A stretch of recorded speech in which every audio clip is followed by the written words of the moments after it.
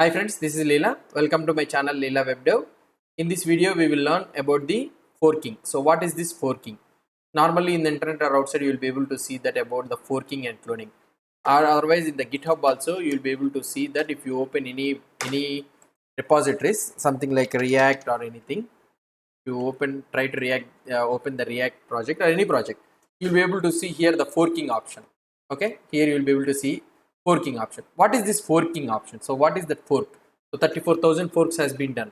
So what is this fork? For example, say you are a developer. So as you are a software developer, now you have your own repositories. So your own repository means so you can create your own repository in your account and you can take the copy, take the clone, and you can do the commits, whatever the things you want. For example, if you have another people, another friend of your own. So now if your friend of your own has to work in your repository means what you will try to do, you will go to the settings and you will try to give the add a collaborator, what we have seen in the previous video. So adding a collaborator, so that means he can create he can do the commits and all those things for that repository. Now Facebook something like React type of open source project. So if you are having open source project, something like very big project like this React or libraries or something like that. So now for that project, for that type of repository, if you want to contribute means, so this administrator or whatever the contributors you are having for this React project, they cannot go all the time to the settings and cannot add thousands and thousands of those collaborators. Okay, so they cannot add thousands of collaborators in their settings in this React project.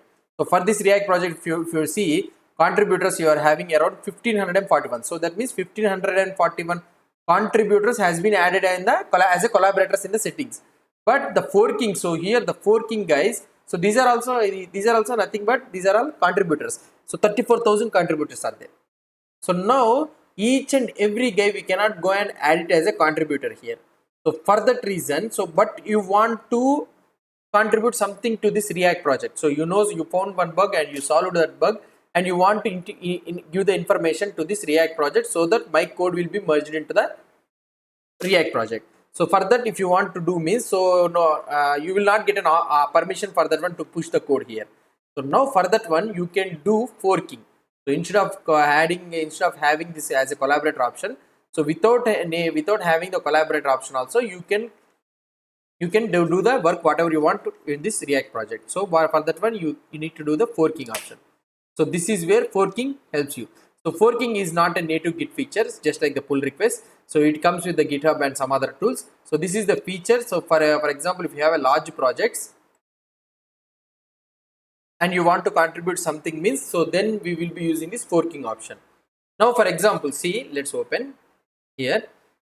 So when you are having or another people or whoever the things are having large open source projects with lots of contributors. Okay, so they are having lot of contributors means, so for that open source projects, so they will implement a forking strategy. So it can be called as a strategy or workflow, whatever the thing you want.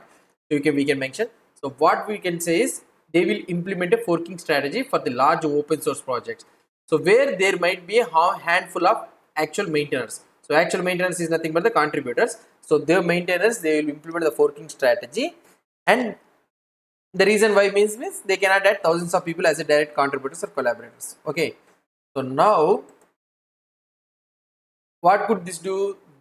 This forking workflow enables anybody to try and make a contribution for the repository. So the forking workflow, what it will try to do. So I will show you the demo how it will work. So enables anybody to try and make a contribution. So there is no permissions needed to do the forking. So you need to understand that there is no permissions needed. You can make your own copy, you try to make changes, and then you can make a PR.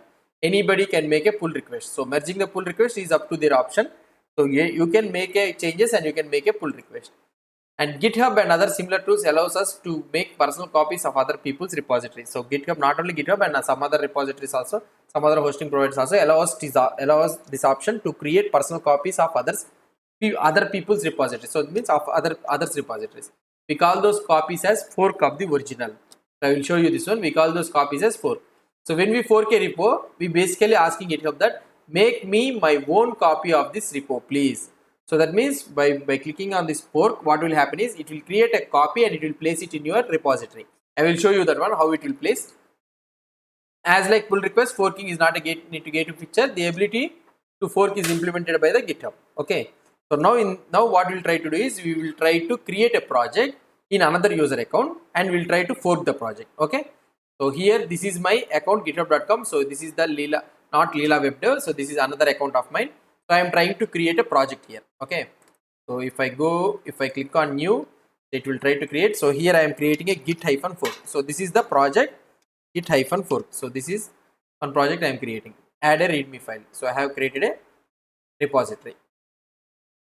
Okay, so this is the repository I have created. Now what I will try to do, so I will try to take this one. So this is somebody's repository. So that somebody's means my account Leela Narasimha, not Leela WebDev. Okay, so I will try to take the URL. Okay, I will try to take the URL, and what I will try to do, let's go to here, and here in this one what I will do is git clone, and I will try to paste. So their own repository, so not my repository. Or otherwise what I can do is, so I can copy this one, or other I can place it, I can replace this one, so that here I am opening my own in my own account. So I can take this SSH also, as we are having SSH for this one. So we have already created, right? So now git clone, and I can paste this Leela Narasimha's work. So I am taking the account of Leela Narasimha, not Leela WebDev. So I have took the clone. Up to clone we can take any project, any GitHub project we can take the clone. So let's go to the git-fork. Okay. So now what I will try to do, I will try to create some index.txt. So here I will try to take something like this. I will try to change it. So I will add and I will commit. So some commit I am doing, and I will try to push it. So now when I try to push it, what will happen? See, it is telling that permission to push to Leela Narasimha's GitHub fork has been denied to Leela WebDev. So that means, so the project, the repository created by is the Leela Narasimha. So this is the user, and you are trying to do the commits using Leela WebDev. So that is nothing but, so this guy, so Leela WebDev. So here is the guy Leela WebDev. You are trying to commit with the Leela WebDev. So that is the reason it is telling that permission to Leela Narasimha GitHub. You cannot do a commits to this Leela WebDev. You cannot try to commit the code into the Leela Narasimha GitHub. Why? Because you are a Leela WebDev. You are not allowed to push this one. So now I want to contribute something to this one, to this project. So how can I contribute? So here we cannot have the permission. The same scenario, if you try to clone the Facebook React and you try to do some changes and you try to commit it, you will not have a permission to push it. So why? Because their own repository, you cannot push some changes to this repository. So why? Because the breaking changes may code will come. So everybody will commit the code, and that code will maybe broken. So that is the reason. So GitHub will not allow us to commit other people repository. So now how can I contribute this one? So that is nothing but, so one thing what you can do is, so adding as a collaborator. So one thing, so in the Leela Narasimha Git fork, if you are added as a collaborator, means you can try to push the commit and you can try to push it, but you are not a collaborator. Okay, you don't know who it is. So it is a, think of it as a large project. So now how can I contribute this one? So how you can contribute this one is, so let's try to go one back, and let me try to remove this fork project. So why? Because so this is no use. So just we can clone it and we can see the code, but we cannot do any changes. So let's try to clear it. So now what I can do is here, so this is the Leela WebDev account, remember. So now what I can do is I can take the clone and I can see the changes, but I cannot do anything. So what I can do here, so I can click on the fork option. Okay, now I can click on the fork option. So why? Because I want to do some contribution to this project. So to this Leela Narasimha project as a Leela WebDev. So now I am clicking on the fork option. So what will happen is, if you click on the fork option, so it is telling that forking Leela Narasimha Git fork, please wait for some time. So now what it is trying to do is, so whatever the code present in the Leela Narasimha's Git fork, it is trying to copy all those code and it is trying to give us a separate URL with the Leela WebDev Git fork. So now you are having your own repository. So that is nowhere concerned with the Leela Narasimha's Git fork. So if you see this Git fork, this repository and the repository what you have forked is completely different. So now you can make your own changes, whatever the changes you want, you can make your own changes and you can do the commits whatever you want. So now if I try to take this one GitHub, okay, so this is the URL. If I try to copy, now here if you try to see, here it is Leela WebDev. Now if I go here and if I do git clone and if I paste it here, So it is cloning. Okay, now it is cloning. I am able to get. So now what I can do here, so I can move into the, what I can say, I can move into the git hyphen fork, sorry, git hyphen fork. Now I can do some changes. Okay, so already we made the changes. We will, so this is a new repository, right? So now I can do the changes. So git commit hyphen m. So I am doing, and I am pushing also. So I will push it. It will be pushed. Why? Because so it is a forked project. Okay, it is a forked project. So now if I try to see here, if I refresh this Leela web dev, in this Leela web dev git fork, and you will be able to see that down option forked from. So the main repository, original repository is this one. So we have duplicated the code and we have copied that repository into our own account.